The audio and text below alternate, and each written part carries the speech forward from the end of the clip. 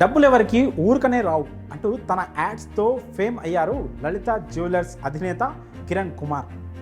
చూసేందుకు ఫన్నీగా అనిపించవచ్చు, కానీ మనీ విలువ తెలియజేస్తుంటాయి ఆయన ప్రకటనలు. సామాన్య కుటుంబం నుంచి ఈ స్థాయికి ఎదిగిన ఆయనకు డబ్బు విలువ తెలుసు కాబట్టి కష్టపడిన సొమ్మును ఈజీగా వదులుకోవద్దంటూ హితవు కోరుతుంటారు.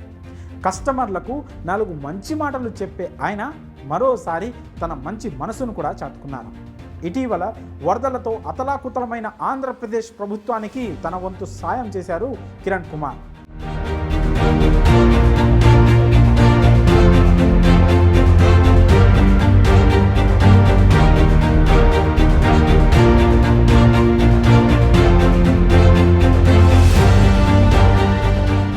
ఏపీకి భారీ విరాళాన్ని ప్రకటించి మాటల్లోనే కాదు చేతల్లోనూ గొప్పోడినని నిరూపించారు లలిత జ్యువెలరీ అధినేత.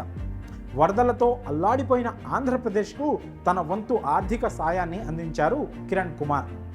₹1 కోటి విరాళంగా అందించారు.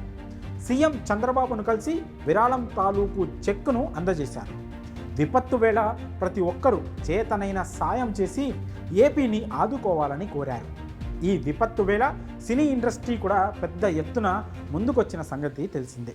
మెగాస్టార్ చిరంజీవి, బాలకృష్ణ, నాగార్జున, ప్రభాస్, తారక్, రామ్ చరణ్, అల్లు అర్జున్, విశ్వక్సేన్, సిద్ధు జొన్నలగడ్డ, పవన్ కళ్యాణ్, సోను సూద్ వంటి స్టార్లంతా తమ చేతనైన సాయం చేసిన సంగతి విదితమే. అలాగే రాజకీయ, వ్యాపార రంగానికి చెందిన ప్రముఖులు, ప్రభుత్వ ఉద్యోగులు పెద్ద మొత్తంలో విరాళాలు అందించారు. ఇక వరద బాధితులకు సహాయం చేయాలనుకునే వారి కోసం ఏపీ ప్రభుత్వం బ్యాంక్ అకౌంట్ కూడా ఏర్పాటు చేసింది. భారీ వరదలు ముఖ్యంగా విజయవాడ నగరాన్ని ముంచెత్తాయి. బుడమేరు వాగుకు గండి పడడంతో వరద నీరు పోటెత్తి ఊళ్లను ముంచేసింది.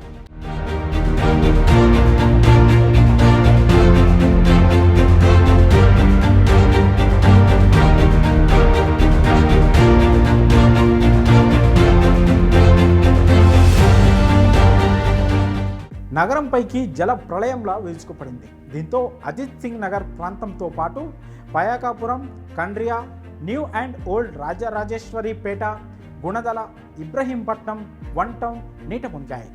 వరద నీరు ఒక్కసారిగా పోటెత్తడంతో సురక్షిత ప్రాంతాలకు వెళ్ళి ప్రాణాలను రక్షించుకున్నారు.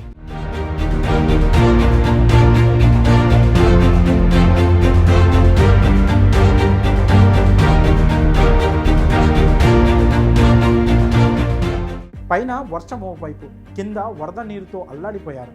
తిండి నిద్ర లేక నానా అవస్థలు పడ్డారు. ఇప్పుడిప్పుడే వరద తగ్గుముఖం పడుతోంది.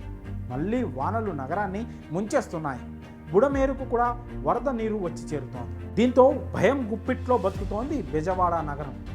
ఈ క్రమంలో పలువురు ప్రముఖులు గొప్ప మనసు చాటుకుంటున్నారు.